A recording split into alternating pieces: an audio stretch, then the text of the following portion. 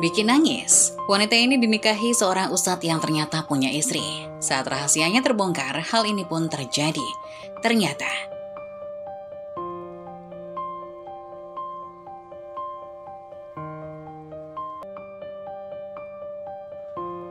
karena adanya demo buruh besar-besaran yang banyak menutup akses kendaraan, Arina yang sudah 4 jam terjebak di dalam bus, memutuskan untuk turun dari kendaraan untuk berjalan kaki mencari jalan pintas.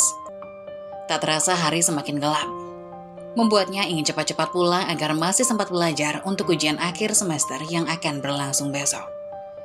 Awalnya Arina berjalan dengan beberapa orang teman, tetapi ketika sampai di jalan setapak persawahan, ia harus berpisah karena sudah berbeda arah.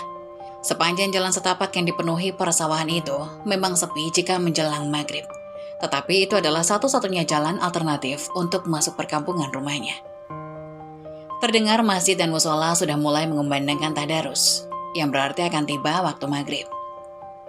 Arina yang sudah separuh jalan itu dikejutkan oleh beberapa laki-laki yang tiba-tiba saja dari balik tanaman jagung yang tinggi mereka berlarian. Awalnya dia mengira itu petani yang juga sedang dalam perjalanan pulang. Tetapi saat mencium asap rokok dan sesuatu menyengat seperti bau alkohol, dia meyakini mereka adalah segerombolan pemuda yang sedang mabuk. Tanpa menoleh, Arina mempercepat langkahnya, pura-pura tidak tahu karena takut. Namun langkah yang beradu dengan semak-semak itu terdengar mengikuti langkahnya. Sampai kemudian tubuhnya terpental ke belakang karena tasnya ditarik. Setelahnya wajahnya ditutup oleh sebuah kain dengan bau keringat yang menyengat. "Ah, lepaskan! Lepaskan!" teriak Arina berusaha melepaskan kain yang menutupi wajahnya. Gelak tawa yang dipastikan ada 4 orang itu, kemudian menjamah bagian tubuh Arina dengan sembarangan. Membuat Arina semakin memberontak, berusaha melepaskan diri. "Tolong lepaskan, jangan lakukan, tolong. Kita bawa saja ke tempat kita tadi," ucap salah satu dari mereka. "Iya cuy, mumpung di sini lagi sepi. Lumayan buat hidangan penutup," timpal yang lain. "Kalau begitu kita lakukan bergantian." "Oke, tapi gue duluan ya yang nyoba. Mungkin aja dia masih perawan." "Jangan, tolong jangan." Arina berteriak dan meronta-ronta saat tubuhnya terangkat dalam gendongan 4 laki-laki tersebut. Iya, tubuh perempuan mana yang sanggup melawan cengkeraman 4 laki-laki? Kaki dan tangan saling terpenjara, balutan seragam putih abu-abu terkoyak membuat tubuh Arina polos. Ditambah mata tertutup kain yang sudah dipastikan membuat Arina tidak bisa mengenali 4 orang pelaku tersebut. Lantunan azan maghrib kemudian beradu dengan jerit kesakitan Arina yang dipaksa tanpa nurani. Seolah hari itu adalah takdir terburuknya, karena tidak ada satu orang pun yang mendengar ceritanya untuk menolong. Bayangan orang tua dan masa depannya bisa dipastikan hancur. Satu-satunya harapannya saat itu hanyalah, semoga saja raganya tetap dibiarkan bernyawa. "Terima kasih tubuh indahmu, Nona cantik," ucap salah seorang yang bergegas meninggalkan tubuh tidak berdaya itu bersama 3 temannya. "Brengsek kalian semua," pekik Arina yang berhasil melepaskan kain yang menutup matanya. Samar-samar dia melihat 4 laki-laki tanpa nurani itu berlari meninggalkannya begitu saja. "Ya Allah, tolong aku!" pekiknya lagi yang hanya bisa menangis merasakan kesakitan di tubuhnya. Dengan terus terisak dan terseok-seok, Arina melanjutkan langkah untuk pulang saat langit sudah mulai menghitam. Jemarinya terus mencengkeram bawah perutnya yang terasa begitu sakit dan perih. "Bapak, Ibu!" pekik Arina yang terus membayangkan wajah orang tuanya nanti. Sampai di rumah, Arina mengetuk pintu belakang rumah. Riana yang masih mengenakan mukena langsung dibuat terkejut dengan keadaan anak perempuannya yang lusuh dan tengah menangis. "Rin, kamu kenapa nak?" Arina langsung menjatuhkan diri dalam pelukan ibunya dan menangis keras. "Kamu kenapa nak? Kenapa kamu pulang dalam keadaan begini?" tanya Riana. Aku diperkosa, Bu," ucap Arina sambil menangis. "Astagfirullahalazim," ucap Riana terkejut. "Bapak!" teriaknya memanggil suaminya. Indra yang masih mengenakan sarung dan peci langsung menghampiri istrinya yang menangis terduduk memeluk putrinya di ambang pintu. "Ada apa ini? Ada apa?" "Ya Allah Bapak, anak kita Pak." Riana tidak bisa membendung tangis. Indra meraih tubuh anaknya untuk duduk. "Ada apa nak? Kamu kenapa?" "Aku diperkosa Pak."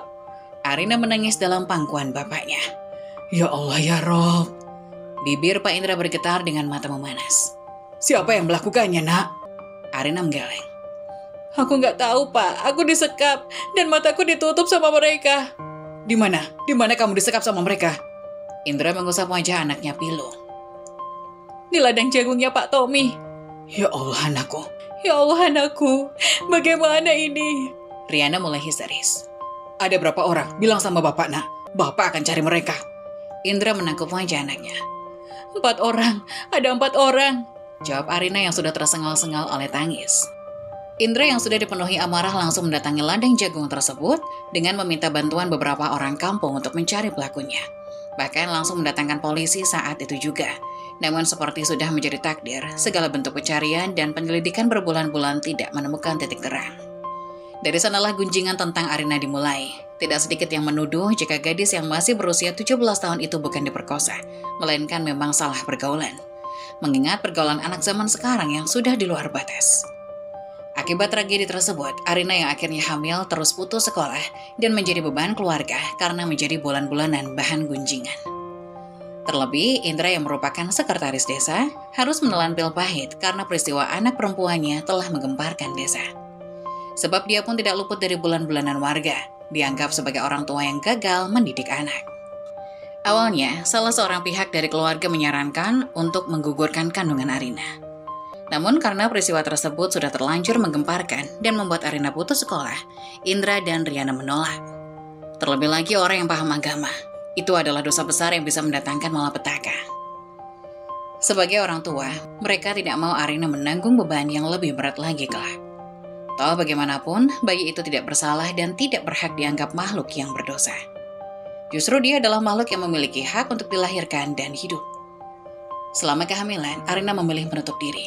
Lamunan menjadi kegiatannya setiap hari di dalam kamar ataupun di hadapan televisi. Tidak jarang dia memilih membisu jika diajak bicara, karena traumanya. Gunjingan orang sekitarnya pun kerap kali mengganggunya dan membuatnya menangis. Sementara sebagai orang tua, Indra dan Riana hanya bisa untuk ikhlas menerima keadaan yang sudah terjadi dan berusaha untuk selalu membesarkan hati Arina agar tetap kuat. Gak apa-apa Yandu, kamu gak sendirian menghadapi cobaan ini. Bapak sama ibu sudah ikhlas menerima dan insya Allah juga sanggup menerima anak yang kamu kandung. Semoga kelak dia menjadi harapan baru buat kamu dan keluarga kita. Jadi kamu juga harus tegar dan ikhlas, kata Indra yang tidak berhenti untuk menenangkan Arina. Arina mengangguk dan perlahan-lahan mencoba untuk menerima keadaannya yang sudah berubah. Iya Pak, tolong temani aku menghadapi ini ya Pak, Bu. Iya nak, apapun keadaan kamu tetaplah anak kesayangan ibu. Tepat 40 hari usai melahirkan, Arina yang sudah menginjak usia 18 tahun memutuskan menerima perjodohan dengan Yoga atas keinginan keluarga. Laki-laki yang merupakan konten kreator itu menjadi harapan baru bagi Arina karena bersedia menerima masa kelamnya. Bayang-bayang hidup bahagia dalam rumah tangga yang dipenuhi kasih sayang mungkin akan menjadi akhir dari keterpurukannya. Kebahagiaan itu memang menghampiri Arina, tetapi hanya sesaat. 3 bulan setelah menikah, dia memergoki suaminya berselingkuh di ruang tamu. Sepulang dari mengunjungi rumah orang tuanya. Mas, apa-apaan kamu? Arina terbelalak terkejut oleh pemandangan tidak layak di ruang tamu. Kok kamu sudah pulang sih? Katanya nginep. Yoga justru dengan santai bertanya. Arina yang tengah menggendong Dava yang masih berusia 4 bulan mendekat dengan tatapan danar. Bisa-bisanya kamu bawa perempuan ke rumah saat aku pergi, Mas. Memangnya kenapa? Ini kan rumah aku. Yoga lagi-lagi dengan santai menjawab. Jadi kamu terang-terangan selingkuh sekarang? Yoga tersenyum kecut seraya memakai kembali celananya. Ya sudah Rin, kamu maklumi saja namanya juga laki-laki. Mbak, kamu itu perempuan macam apa selingkuh sama suami orang? Arina menunjuk tajam perempuan yang tanpa malu membiarkan tubuhnya polos di atas sofa. Perempuan tersebut juga tersenyum kecut. Alah mbak, orang kamunya juga nggak becus jadi istri kok, nggak usah nyalah-nyalahin saya. Murahan banget kamu jadi perempuan, ucap Arina tajam. Jaga ucapan kamu Rin. Yoga menatap tajam. Kamu ngebela dia, Mas? Tanya Arina. Tentu saja aku bela dia perempuan yang tugasnya memang buat nyenengin aku. Jawab Yoga semakin terang-terangan. Mas, tega banget kamu sama aku, ucap Arina sambil menangis. Kamu pakai dulu baju kamu sayang, kita lanjutkan nanti di hotel aja. Yoga meraih pakaian perempuan tersebut di lantai. Oke sayang. Perempuan tersebut tersenyum manja tanpa peduli jika ada perasaan yang sedang terluka. Usai meletakkan Dava ke dalam kamar, Arina yang ingin lebih leluasa dalam beramarah melangkah cepat meraih rambut panjang perempuan itu tanpa malu. Kamu itu benar-benar perempuan murahan. Dasar perempuan hina yang gak tahu diri. Aduh, bekik perempuan tersebut kesakitan. Gak usah jambak-jambak dong mbak, orang suami kamu sendiri yang tergila-gila sama aku, ucapnya tanpa tahu malu. Lepaskan Rin. Yoga dengan kejam mendorong Arina hingga terpental mundur. Mas, tega banget kamu sama aku salah apa sama kamu? Arina menangis terluka. Yoga tersenyum kecut dan memilih memedulikan selingkuhannya. Kamu gak apa-apa kan? Kamu tunggu di mobil ya, aku akan nyusul kamu. Ya udah, aku tunggu di mobil. Kamu selesaiin dulu nih sama istri kamu yang gak berguna ini. Perempuan tersebut menatap sinis Arina. Dasar perempuan kurang ajar. Arina yang semakin terpancing kembali bergerak untuk menyerang. Yoga dengan cepat mencengkram tangan Arina yang berusaha kembali menyerang perempuan yang sudah 2 bulan menjadi simpanannya. Jangan berani-beraninya kamu mukul dia. Dia gak ada urusan sama masalah rumah tangga kita. Permasalahan rumah tangga kita itu murni aku sama kamu, bukan sama orang lain. Gimana gak ada urusan? Perempuan murahan itu jelas-jelas dengan sengaja ingin menghancurkan rumah tangga orang, Mas. Dia dengan sadar tahu kalau kamu sudah menikah. Tutup mulut kamu, Rin. Bentak Yoga. Gak usah nyala-nyalain orang lain dalam urusan rumah tangga kita. Karena permasalahan rumah tangga itu terletak di kamu. Dan gak usah ngata-ngatain perempuan lain murahan kalau kamu sendiri juga perempuan murahan sebelum aku nikahi. Sambungnya tajam. Jahat banget kamu sama aku, Mas. Arina memukul-mukul Yoga dengan menangis. Salah kamu sendiri, gak pernah becus ngurus aku. Yoga kembali membentak hingga membuat Dava menangis kencang di kamar. Gak becus gimana? Tanya Arina. Kamu itu lebih sibuk ngurusin anak haram kamu itu ketimbang ngurusin aku. Yoga menunjuk dengan bengis keberadaan Dava di kamar. Anak haram kamu bilang? Perasaan Arina semakin tersayat. Iya, anak haram. Kenapa? Kamu sakit hati? Yoga semakin menantang. Kamu itu perempuan yang sudah rusak, Rin. Harusnya kamu bersyukur karena aku mau nikahin kamu. Sekarang gak apa aja, ini sebuah bentuk timbal balik. Jadi biarkan aku bersenang-senang semauku dengan perempuan lain kalau kamu gak becus ngurus aku. Ucapnya tajam. Mas, aku ini diperkosa, bukan dengan sengaja membuat diriku rusak. Gak seharusnya kamu mengatakan itu sama aku. Halah, Rin. Itu juga karena kamu gak bisa menjaga diri kok. Kamu dulu bilang bisa menerima masa laluku. Kenapa sekarang kamu ungkit dan merendahkanku? Bahkan kamu ngata-ngatain anak aku sebagai anak haram. Salah dia apa sama kamu, Mas? Karena dia yang ngebikin kamu gak becus ngurus aku. Seharusnya kamu gak ngelahirin dia, Rin. Selain bikin malu, dia juga ngerepotin kita. Bisa-bisanya kamu ngomong begitu, Mas. Bagaimanapun dia juga anak aku, Mas. Karena aku yang melahirkan. Gak peduli bagaimanapun masa kelamnya, dia adalah anak aku. Iya, anak kamu yang haram kan? Desis Yoga tajam. Arina yang sudah tersayat-sayat hanya bisa menggeleng-geleng pilu dengan sosok kejam Yoga yang baru dia ketahui. Kenapa kamu bisa begini sama aku, Mas? Aku kira rumah tangga kita akan baik-baik saja dengan kamu menerima keadaan aku. Karena aku bosan kamu abaikan terus. Jadi aku butuh perempuan lain yang bisa menyenangkan aku dan memuaskan hasratku. Salah kamu sendiri terlalu sibuk sama anak haram itu, ketimbang sama aku suamimu. Jadi maklumi saja ya. Karena semua laki-laki memang seperti ini kalau merasa diabaikan, Rin. Kalau kamu gak bisa menerimanya, kamu bisa memilih buat cerai. Lagi pula, kamu memang gak becus jadi istri buatku. Ucap Yoga tajam yang bergegas menyusul selingkuhannya. Mas, harusnya kamu bisa membicarakannya sama aku baik-baik perihal kekuranganku, bukan dengan cara berselingkuh seperti ini. Arina menahan lengan Yoga. Yoga menepis kasar tangan Arina. Sudah terlambat, Rin. Berkali-kali kamu telah menolak tugas kamu sebagai istri hanya karena tangisan anak haram itu tiap malam. Aku udah gak bisa memakluminya lagi. Bahkan sekarang aku sangat benci anak haram kamu itu. Sudah banyak masalah di rumah ini gara-gara anak itu. Cukup. Tolong berhenti mengatakan anakku sebagai anak haram, Mas. Teriak Arina. Kalau begitu aku akan menceraikan kamu. Karena aku udah gak mau lagi hidup dengan anak haram kamu itu. Yoga kemudian melangkah menyusul selingkuhannya. Arina yang sudah amat terluka hanya bisa terduduk menangis. Beradu dengan tangisan Dava. Baru 3 bulan dia mencoba untuk membuka lembaran baru, tetapi entah kenapa, Tuhan kembali mendatangkan ujian hidup yang berat baginya. Ya Allah, kenapa begini? Aku harus bagaimana ini? Ini akan kembali menjadi aib untuk keluargaku. Bekik Arina menangis. Iya, niat hati Arina yang ingin memulihkan nama baik keluarga dengan menerima pinangan Yoga justru malah berakhir nestapa saat ini. Dengan membawa sebuah tas besar, Arina memutuskan kembali ke rumah orang tuanya bersama Dava yang masih berusia 4 bulan dalam gendongannya. Pulang ke rumah dengan menumpahkan tangis di atas pangkuan orang tua adalah pilihan terbaik atas kerapuhannya saat ini. sebab tidak ada tempat pulang terbaik selain pulang ke rumah. Turun dari taksi, air mata kepiluan kembali membanjiri wajah Arina, menatap rumah yang 3 bulan lalu sempat bersukaria merayakan pernikahannya. Sayangnya, kepulangannya saat ini membawa nasib buruk yang akan menjadi kesedihan bagi orang tuanya. Rin, kok kamu pulang lagi, nak? Bukannya kamu kemarin bilang gak bisa nginap? Riana keluar rumah dengan sedikit berlari menyambut kepulangan anaknya. Hati Arina semakin tersayat-sayat menatap wajah ibunya yang keheranan melihat kepulangannya. Padahal baru kemarin dia datang berkunjung dan sekarang harus kembali datang dengan membawa berita buruk. Loh, suamimu mana, Rin? Kenapa kamu datang cuma sama anak kamu? Riana menatap bingung taksi yang melaju usai menurunkan Arina. Aku memang datang sendiri tanpa Mas Yoga, Bu, ucap Arina.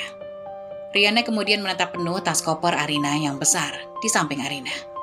Rin, kok kamu bawa koper besar? Iya, Bu, karena mulai hari ini aku sama Dava akan kembali tinggal di rumah ibu dan bapak, jawab Arina menahan tangis. Ada apa, Rin? Riana menyentuh kedua pundak anaknya dengan tatapan penuh tanya. Hatinya mulai tidak tenang melihat kepulangan anak perempuannya dengan wajah kesedihan. Maafkan aku, Bu. Aku gak sanggup. Mas Yoga selingkuh, Bu. Riana seketika menumpahkan tangis di pelukan ibunya. Astaghfirullahalazim, ucap Riana terkejut. Iya, hati mana yang bisa menerima sebuah pengkhianatan? Terlebih, Arina masihlah perempuan 18 tahun yang terlalu rapuh dalam mengarungi permasalahan hidup. Selain raganya yang semakin kurus, jiwanya juga semakin terkikis oleh rasa sakit. Sementara, takdir kembali membuat peran untuk menguji kesabarannya yang masih dini dan tipis. Ada apa ini? Tanya Indra yang baru saja pulang dari balai desa. Pak, bagaimana ini? Riana mengadu kepada suaminya. Dengan masih menggendong Dava, Arina kemudian menumpahkan tangisnya di atas pangkuan bapak dan ibunya. Dia menceritakan semua yang terjadi kepada orang tuanya, membuat orang tuanya tidak menyangka dan mengelus dada. Katanya aku gak becus jadi istri hanya karena lebih mengurus Dava. Sementara Dava memang lebih butuh aku sebagai ibunya, Bu. Mas Yoga mengatakan Dava sebagai anak haram yang menjadi penyebab berselingkuh. Hatiku sakit, Bu, ungkap Arina menangis. Astaghfirullahalazim, bisa-bisanya Yoga mengatakan hal buruk itu kepada cucuku. Riana yang menangis mengusap lembut kepala Dava yang berada dalam gendongan Arina. Dia merasa iba dengan hal buruk yang kini harus ikut menimpa cucunya itu. Aku gak menyangka Mas Yoga akan sekejam itu, Bu. Aku kira dia benar-benar tulus menerima aku dan Dava. Bapak menyesal telah menikahkan kamu dengan Yoga, nak. Bapak sangat menyesal. Geram Indra menatap nanar nasib buruk anak perempuannya. Sebagai seorang ayah yang memiliki tugas menikahkan anak perempuannya, tentu saja Indra merasa menyesal sekarang. Pernikahan yang dia kira akan menjadi awal yang baik bagi kehidupan Arina, justru menambah daftar nasib buruk Arina. Kemarahan dan kekecewaan jelas dirasakan oleh Indra dan Riana pada Yoga saat ini. Laki-laki yang mereka percaya bisa menjaga dan memberikan kebahagiaan pada Arina justru berakhir membuat Arina pulang seorang diri dengan membawa sakit hati. Maafin aku, Pak, Bu. Aku gak sanggup berumah tangga sama Mas Yoga. Aku gak mau Dava jadi bahan ejekan Mas Yoga. Itu sangat menyakitiku. Mas Yoga gak benar-benar tulus menerima aku dan Dava, ucap Arina. Kamu gak salah, nak. Ikhlaskan dan kembalilah pada bapak dan ibu. Bapak juga sakit hati kalau kamu dan Dava dihina dan direndahkan seperti itu. Indra mengusap lembut kepala putrinya yang berada di atas pangkuannya. Apa nggak bisa dibicarakan baik-baik buat diperbaiki, Pak? Mungkin saja Yoga hilaf dan bisa memperbaikinya. Riana masih mencoba berharap. Indra menggeleng. Enggak, Bu. Bapak sudah sakit. Kata talak itu sudah keluar dari mulut Yoga. Itu sudah cukup buat Bapak. Tapi rumah tangga mereka masih seumur jagung, Pak. Toh kita sudah lama menjalin hubungan baik dengan keluarga Yoga. Bukankah sebaiknya kita rundingkan dulu dengan dua keluarga? Riana mencoba memberi pendapat. Keluarga mereka memang baik sama keluarga kita, Bu. Tapi nggak dengan kelakuan anak mereka yang sudah sangat keterlaluan sama Arina. Bapak nggak ikhlas kalau ada yang merendahkan Arina hanya karena masa lalunya. Anak kita nggak seburuk itu, Bu. Indra Kakak dengan kemantapan hatinya ingin menyudahi rumah tangga Arina. Bercerai juga bukan jalan keluar, Pak. Itu bisa menjadi aib buat Arina dan keluarga. Arina berganti bersimpuh di atas pangkuan Riana dengan tatapan memohon. Bu, tolong, Bu. Aku nggak mau melanjutkan pernikahan ini. Lebih baik aku menjanda saja daripada anakku nanti yang menderita. Lebih baik Arina segera berpisah. Gak ada kata hilaf dalam rumah tangga jika sudah menyangkut perselingkuhan, Bu. Kita nggak bisa membiarkan Arina bertahan dalam rumah tangga yang sudah menyakiti sejak awal. Tegas Indra menolak pendapat istrinya. Riana yang tidak bisa berbuat apa-apa hanya bisa menangis, mendapatkan tatapan memohon Arina dan keputusan tegas suaminya. Meski baginya perceraian akan menimbulkan masalah baru, tetapi itu adalah keinginan Arina. Sebagai seorang ibu tentu saja, nalurinya ikut sakit dengan nasib buruk yang menimpa anak semata wayangnya itu. Ini bukan salah kamu, Nak. Justru bapaklah yang harusnya merasa bersalah di sini. Karena sudah salah mempercayakan kamu kepada Yoga. Jika tahu akan begini nasibmu, bapak juga nggak akan menikahkan kamu dengan Yoga, kata Indra menahan tangis. Tangisan Dava kemudian semakin menambah pilu suasana, membuat Riana segera mengambil bayi mungil itu dari gendongan Arina dan menciuminya. Entah kenapa begitu malang nasib cucunya itu semenjak lahir ke dunia. Selain kerap mendapatkan gunjingan tetangga, sekarang juga harus mendapatkan hinaan dari Yoga. Malang sekali nasib cucuku, padahal dia hanya makhluk mungil yang gak berdosa apa-apa. Riana mencoba menenangkan tangisan Dava. Sabar ya nak, kamu gak akan kekurangan kasih sayang dari Mbah Putri dan Mbah Kung. Meski sekarang kamu sering mendapatkan hinaan, tapi Allah pasti akan melimpahkan kamu banyak kebahagiaan dan kemuliaan kelak. Dan semoga kamu dimampukan mengangkat derajat orang tua dan keluargamu kelak. Sudah Rin, sudah, kita ikhlaskan saja. Kamu gak sendirian nak. Cobaan yang sedang menimpamu saat ini adalah penggugur dosa. Allah pasti akan menggantinya dengan kebahagiaan yang lain. Indra kembali mengusap kepala Arina yang masih meringkuk di atas kursi. Mari kita sama-sama bersabar. Ingat, ada Dava yang sangat membutuhkan kita. Kamu harus tegar, nak. Arina mengangguk-angguk. 1 tahun kemudian usai bercerai dari Yoga, atas usulan dan perjodohan dari sanak saudara, Arina mencoba kembali menikah dengan Agung, laki-laki pengusaha batu bara yang katanya dikenal baik oleh sanak saudaranya. Terlebih, orang tua dengan senang hati memberikan izin untuknya bisa membuka lembaran baru dengan harapan kebahagiaan. Meski dengan syarat dia harus ikut bersama suami dan keluarga besarnya di Kalimantan. Pernikahan kedua itu membawa sesuatu hal yang berbeda bagi Arina, karena tepat setelah melangsungkan pernikahan, Agung menghadiahinya honeymoon di Bali selama seminggu. Karena hanya ingin menikmati waktu berdua layaknya sepasang pengantin itulah, Agung mengusulkan untuk menitipkan Dava pada orang tuanya sementara. Seminggu di Bali memang serasa di surga bagi Arina. Hanya saja, sebuah kejanggalan muncul tatkala Agung langsung membawanya ke Kalimantan sepulang dari Bali, tanpa menjemput Dava. Dia menjanjikan akan menjemput Dava seminggu lagi usai mengunjungi sanak saudaranya yang tak bisa datang ke pernikahan. Arina percaya, karena memang seminggu itu dia dan Agung banyak kegiatan mengunjungi sanak saudara untuk memperkenalkannya sebagai istri. Namun seminggu setelahnya Agung kembali membuat alasan, belum bisa membawanya menjemput Dava karena sudah dihadapkan pada kesibukan kerja. Suaminya itu memintanya untuk bersabar menunggu. Mulai dari berminggu-minggu, mencoba untuk sabar menunggu, hingga sampai berbulan-bulan.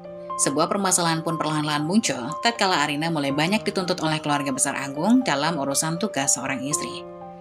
Mulai dari urusan membersihkan rumah yang cukup besar, memasak untuk keluarga berjumlah 8 orang, hingga urusan mencuci pakaian orang rumah, membuat perannya sebagai seorang istri tak ubahnya seorang babu.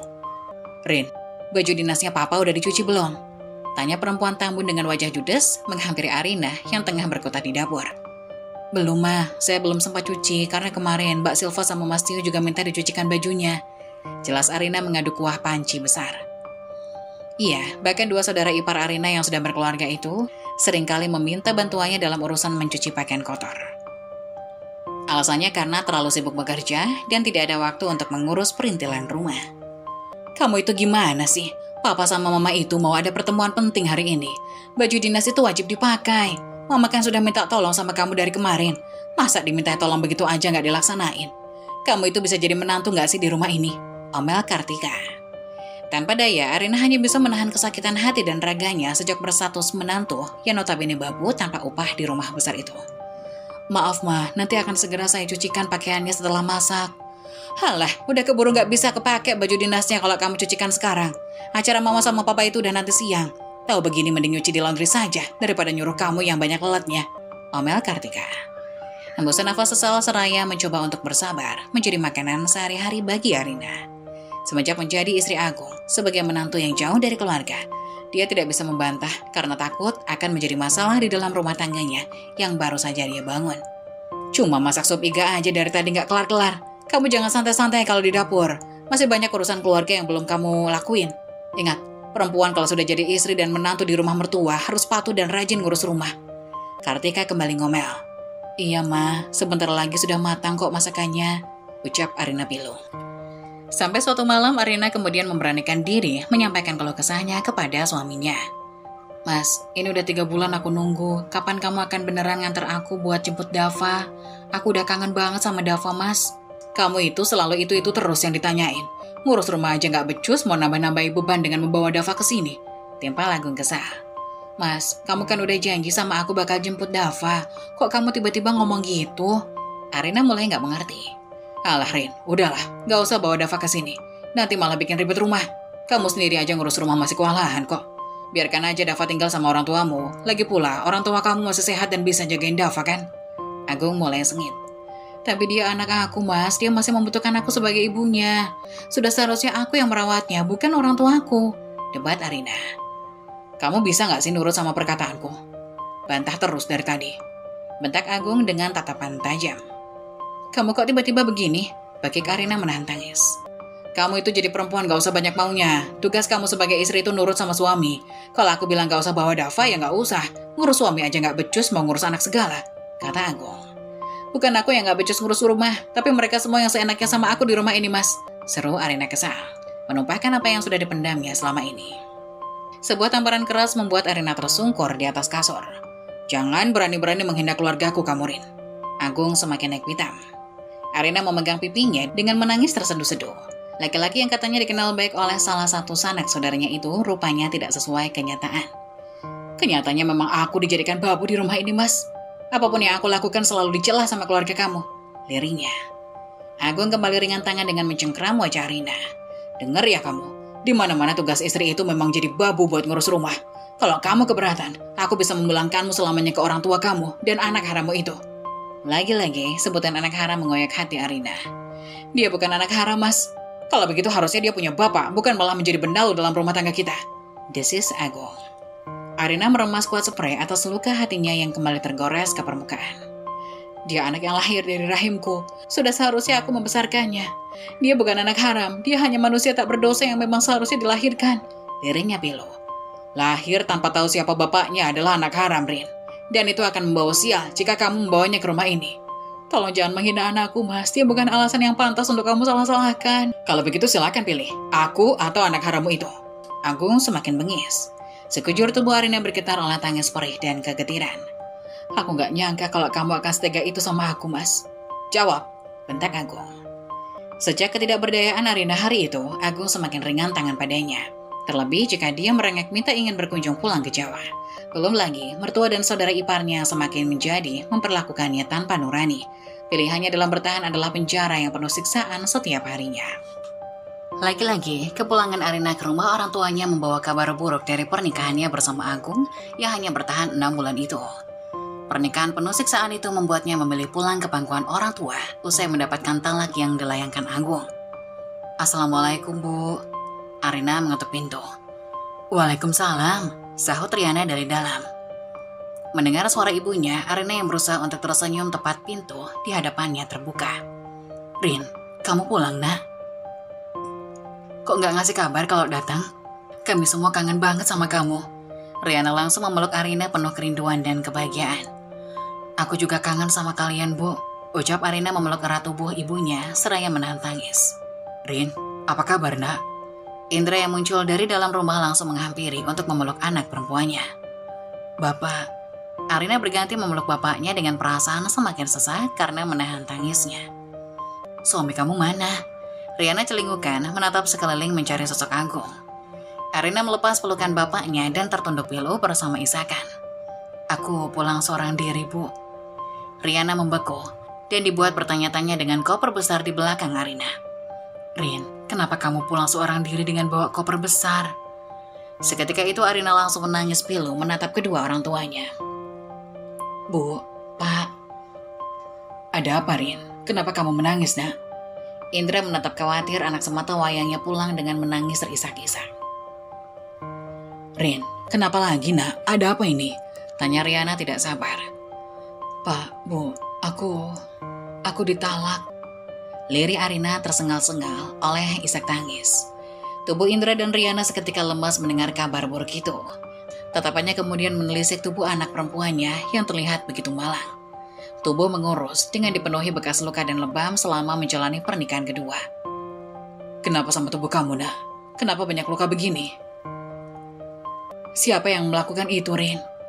Iya, bilang sama bapak, Nak. Apa Agung yang melakukannya? Indra tak bisa membendung perasaannya dengan begitu bermarah. Tangis Arina yang semakin menjadi-jadi, kemudian membawanya terduduk begitu saja di bawah kaki orang tuanya. Pak, Bu, kenapa nasibku begini? Apa yang terjadi, Nak? Bilang sama bapak, kenapa tubuh kamu berubah seperti ini setelah 6 bulan menikah, Rin? Apa yang sudah Agung lakukan sama kamu? Indra berjongkok dan menangkupkan wajah Arina yang penuh air mata untuk meminta jawaban. Aku dijadikan pembantu di rumah mereka, Pak, Bu. Mas Agung juga selalu memukuli aku. Sekarang dia nalak aku, ungkap Arina. Ya Gusti, dosa apa anakku sampai kembali kau uji seperti ini? Dosa apa keluarga kami hingga kembali kau beri penderitaan anakku seperti ini? Riana ikut terduduk, menangis dan mengusap-usap bekas luka di tubuh Arina. Maafkan aku, Pak, Bu. Aku kembali gagal sama pernikahan ini. Aku nggak sanggup. Aku nggak kuat dijadikan babu di rumah mereka. Penjelasan Arina menumpahkan segalanya. Indra hanya bisa terdiam dengan bulir air mata. Tatapannya kembali nanar melihat penderitaan anak perempuannya untuk kedua kalinya dalam pernikahan. Entah apa yang salah dengan Arina. Perempuan berusia 19 tahun itu adalah anak yang penurut sepanjang dia membesarkan dan mendidik. Namun kenapa selalu mendapatkan laki-laki yang salah? Tega sekali mereka memperlakukan anakku seperti ini, ucap Riana sambil menangis. Mas Agung juga melarangku untuk membawa Dava. Aku udah gak sanggup, Pak, Bu. Raga dan hatiku sakit semua. Bagik Arina menangis di atas pangkuan Riana. Benar-benar gak punya hati mereka. Katanya sudah menganggap kami kerabat, tapi bisa-bisanya mereka memperlakukan anakku seperti ini.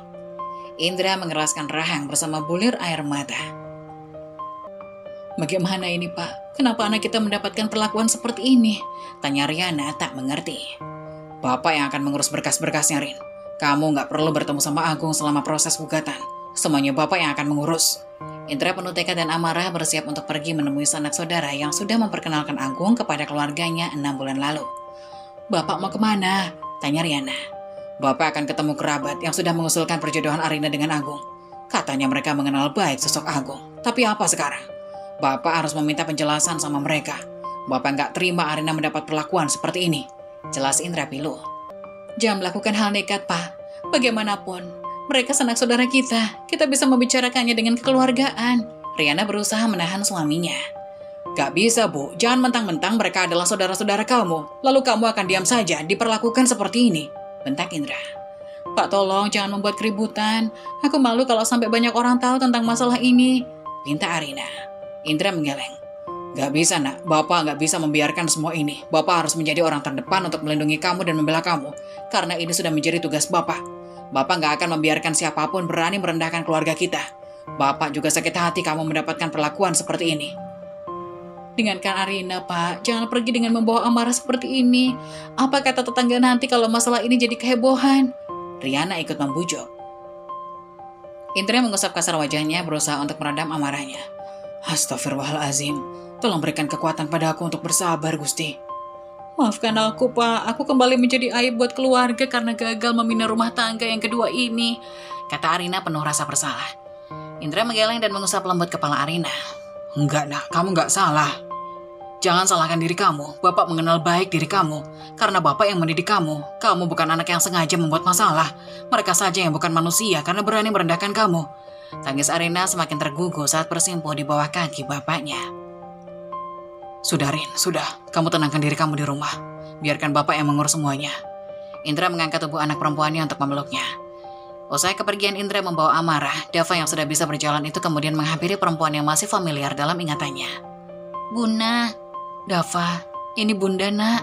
Arina langsung memeluk Dava penuh kerinduan.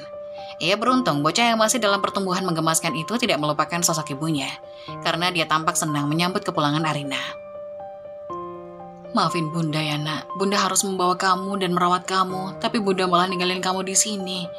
Arina menciumi pipi Dava dengan masih menangis. Sudah, Rin, sudah. Gak apa-apa, Nak. Sekarang kamu bisa setiap hari ketemu sama Dava. Riana mengusap-usap punggung Arina yang terus bergetar oleh tangis. Aku nggak menyangka Mas Agung akan sekejam itu, Bu. Dia bahkan nggak memperbolehkan aku untuk pulang ketemu sama Dava, ucap Arina. Apa salah anakku sampai harus dibenci? Padahal Dava nggak salah apa-apa, tapi kenapa lagi-lagi harus mendapatkan hinaan? Riana memeluk Arina yang menggendong Dava. Sudah nak, sudah. Ini bukan salah kamu dan bukan salahnya Dava. Ini hanya cobaan buat kita keluarga. Setahun lamanya Arina cukup terpuruk usai bercerai dari Agung. Sampai kemudian Dava yang mulai pandai berbicara dan mulai mengerti, mengatakan keinginannya untuk punya seorang ayah. Baik Arina dan orang tuanya tentu iba mendengar keinginan polos bocah berusia 3 tahun tersebut. Karena kembali mendapatkan desakan orang tua untuk kembali mencoba dan demi masa depan Dava, Arina yang saat itu dihadapkan pada 3 laki-laki dalam perjodohan, memutuskan mencoba sekali lagi menikah dengan memilih Nadif, laki-laki yang usianya 20 tahun lebih tua darinya. Pikirnya, laki-laki matang yang usianya hampir menyamai bapaknya itu bisa menjadi sosok suami sekaligus orang tua untuknya. Terlebih, Dava sudah mengenal baik Nadif sebagai guru mengaji anaknya. Pernikahan Arina dan Nadif terjadi diam-diam karena Nadif masih terikat pernikahan dengan istri pertamanya yang sedang sakit. Meski awalnya Indra berat memberikan restu, tetapi Arina justru tidak keberatan dan ikhlas menjadi istri kedua. Kegagalan pernikahan sebelumnya menjadikan pandangan yang berbeda menurut Arina dalam menilai laki-laki, asalkan ikhlas menerimanya dan Dava. Terlebih, Nadif selalu memperlakukan Dava dengan penuh kasih sayang setiap kali mengikuti kegiatan mengaji. Iya, pernikahan ketiga Arina di usia 20 tahun memang berjalan harmonis bersama Nadif setelahnya. Meskipun Nadif sudah memiliki 2 anak dari istri pertamanya, tetapi tidak menjadikan perbedaan dalam memperlakukan Dava seperti anaknya sendiri.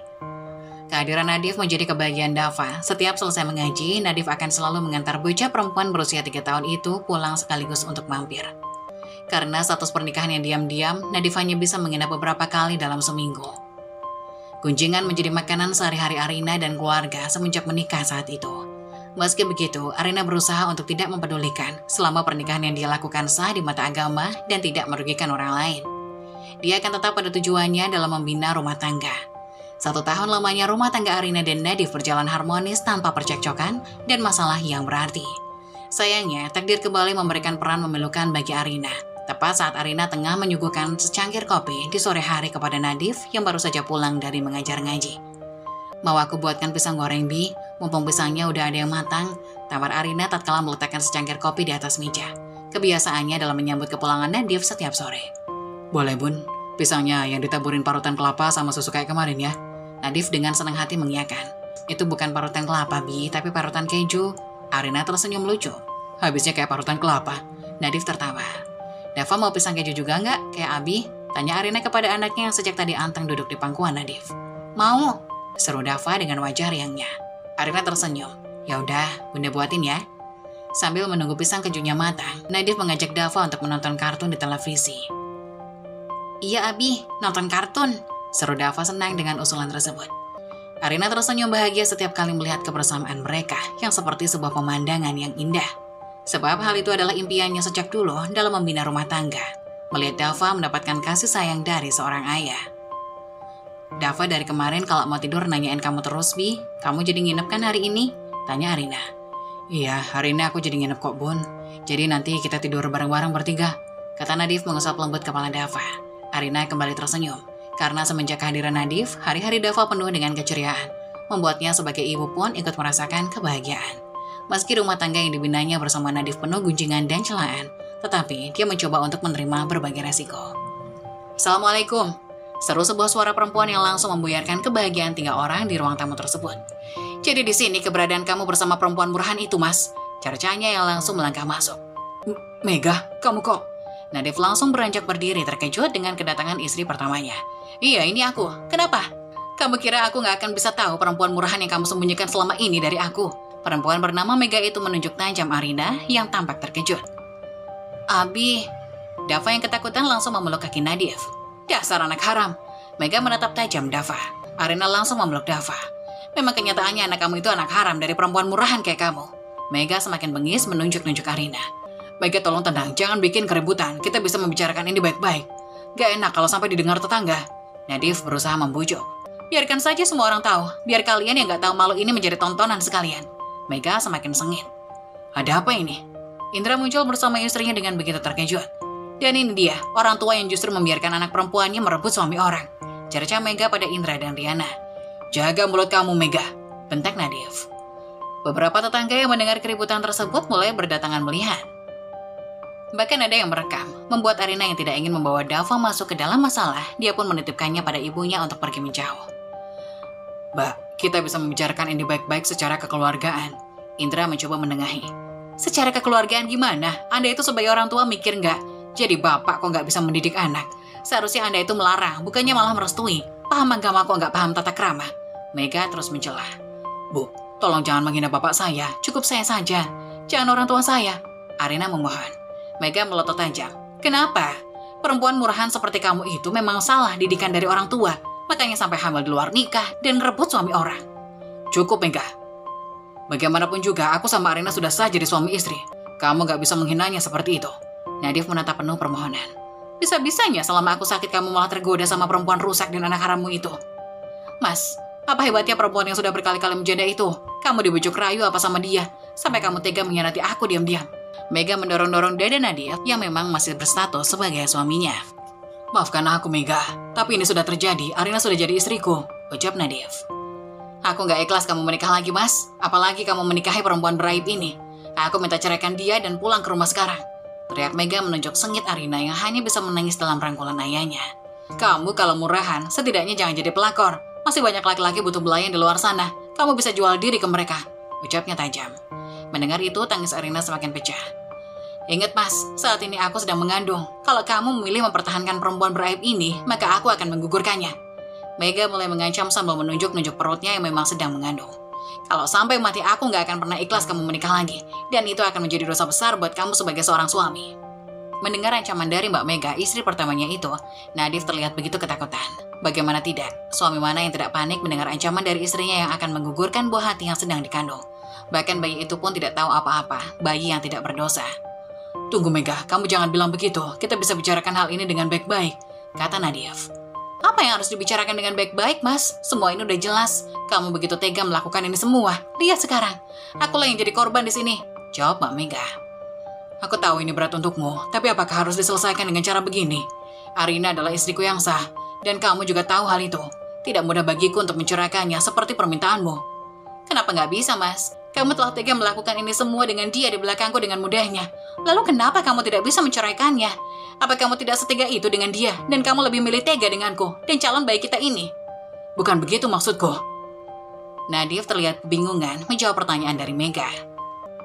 Kalian bisa hentikan semua ini. Jika ingin ribut dan bertengkar, lebih baik kalian pulang ke rumah kalian. Aku tidak ingin anakku dilihat banyak orang, kata ayah Arina yang sudah memeluk anaknya itu. Kenapa memangnya? Bapak malu?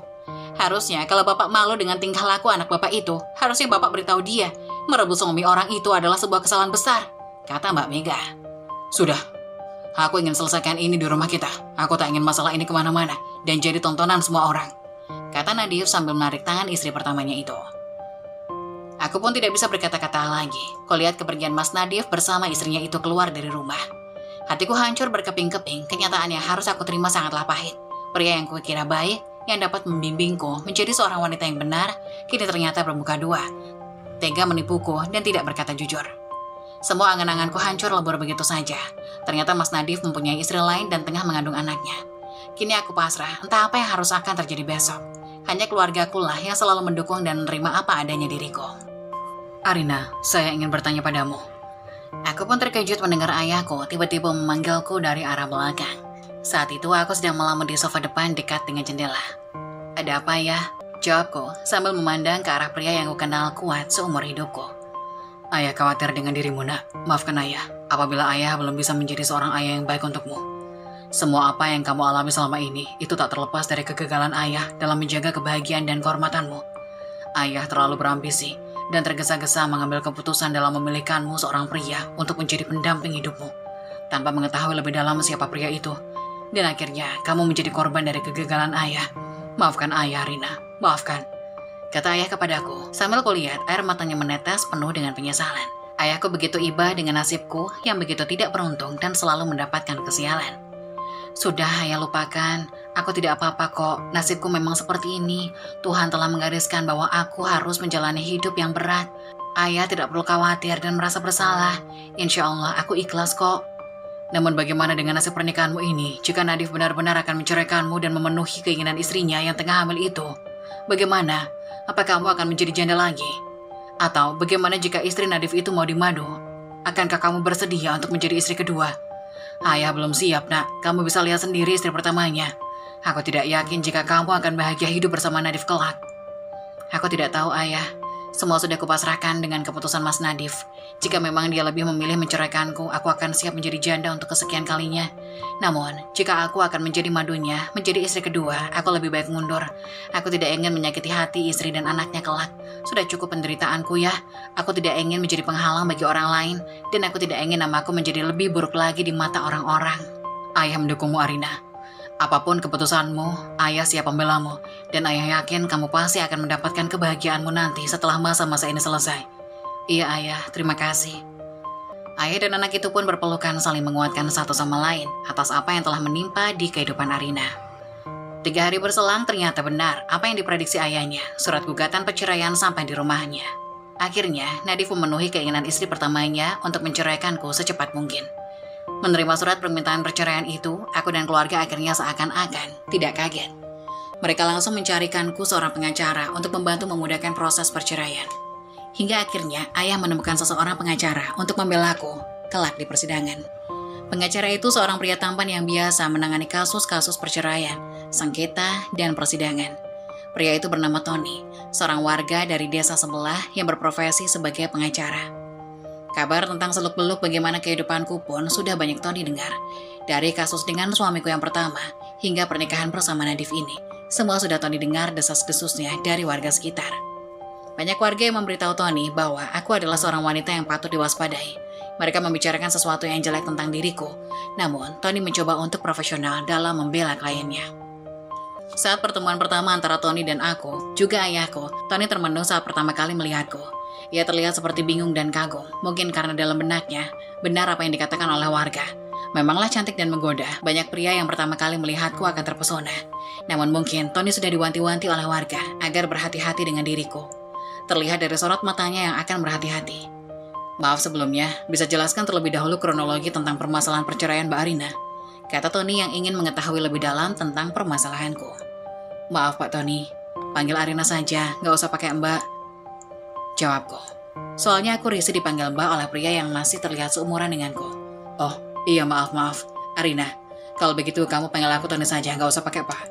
Baiklah, jadi begini. Aku pun menceritakan panjang lebar tentang kronologi kejadian pernikahanku dengan Mas Nadif. Hingga akhirnya istrinya menuntutku bercerai dengan suaminya itu. Tony pun seakan-akan terlihat sedikit agak bingung. Mungkin ia merasa janggal karena beda dengan cerita versi warga-warga sekitar. Jadi kalau begitu, kamu sebagai korban dong? Tanya Tony. Ya jelas anakku ini adalah korban. Dari awal kami tidak tahu bahwasannya Nadif sudah punya istri. Saya tahu lebih awal, jelas. Saya tidak akan mengizinkan dan meminta anakku menikah dengan pria itu. Jawab ayah. Wajar saja Tony bicara seperti itu. Karena yang dia tahu aku adalah seorang wanita penggoda yang merebut suami orang. Tatapan matanya pun berubah menjadi seorang pria yang merasa iba dan prihatin atas nasibku. Lalu apakah Arina ingin menuntut Nadif dalam perihal ini? Maksud kamu, Ton? Menuntut apa? Lalu apakah Arina ingin menuntut Nadif dalam perihal ini? Maksud kamu, Ton? Menuntut apa? Ya, Arina kan seorang korban di sini. Jelas-jelas kamu ditipu dan dirugikan. Tersebar luas dan diketahui banyak orang setelah kejadian kemarin di rumah. Saat istri pertamanya datang dan membuat keributan, bahkan nama baikmu tercemar karena hal itu. Kamu bisa menuntut ganti rugi di pengadilan nanti. Jawab Tony. Mendengar pernyataan dari Tony itu aku malah makin bingung. Akankah masalah ini kuperpanjang dan membalas rasa sakit hatiku atas penipuan yang dilakukan oleh Mas Nadif? Kata-kata kasar yang terlontar dari mulut Mbak Mega, aku pun merenung sejenak memikirkan hal itu. Jika memang mau dituntut, ya tentu saja mereka tahu rasa dan nama baik kamu bisa dibersihkan, kata ayah yang seakan mendorongku untuk menuntut Mas Nadif. Tidak usah, Ton. Aku tidak mau masalah ini melebar kemana-mana. Mbak Mega istri Mas Nadif tengah hamil. Apabila mereka aku tuntut, pasti akan berakibat kepada kesehatan kandungan Mbak Mega. Aku tak ingin terjadi apa-apa dengan calon bayi itu. Jadi aku pastikan aku ingin bercerai secara baik-baik dengan Mas Nadif. Arina, kamu yakin dengan keputusanmu ini? Tanya Tony. Iya, Ton, aku yakin. Aku ingin hidup tenang dan tidak ingin membuat susah orang lain lagi. Melihat ketulusanku, Tony tersenyum tipis, seperti mengisyaratkan kekaguman atas niat baikku. Baiklah kalau begitu, aku akan membantu proses perceraianmu hingga selesai. Hingga akhirnya beberapa hari kemudian proses perceraian pun dimulai. Awalnya proses mediasi dilakukan. Terlihat di sana Mas Nadif bersama Mbak Mega masuk ke sebuah ruangan. Aku menyusul di belakangnya. Kami sama-sama didampingi oleh pengacara masing-masing. Di sana kami saling menanyakan apakah proses perceraian ini akan dilanjutkan atau tidak. Jelas istri Mas Nadif berkata dengan lantang seharusnya perceraian ini terus berlanjut. Ia tidak rela dan tidak mau dimadu, apalagi dengan seorang wanita sepertiku yang sudah dianggap hina dan sebagai wanita murahan perebut suami orang. Pengacara Nadif pun sempat menuntut pihak Arina dengan dakwaan perusak hubungan keluarga orang lain. Namun tuntutan ini dipatahkan oleh Tony sebagai pengacara Arina. Ia mengancam jika pihak Nadif melayangkan gugatan itu. Tony tidak segan-segan untuk menuntut Nadif dan Mega dengan dakwaan penipuan dan pencemaran nama baik. Mendengar hal ini pun Nadif dan Mega mengurungkan niatnya untuk menuntutku di persidangan. Hasil mediasi pun menunjukkan bahwa pernikahan tidak lagi bisa diselamatkan dan perceraianlah jalan satu-satunya sebagai solusi. Proses perceraian pun dimulai. Aku dan Mas Nadif saling duduk di meja hijau. Akhirnya aku dan Mas Nadif resmi bercerai. Setelah perjalanan itu, aku bertekad untuk memulai hidupku dari nol lagi. Memulai semua dari awal. Hari-hariku di dalam rumah, aku merasa malu dengan warga sekitar dan lebih memilih berdiam diri di dalam sana. Aku pun perlahan merasa bosan dengan semua ini. Hingga akhirnya pada suatu hari, Tony datang bermain ke rumahku.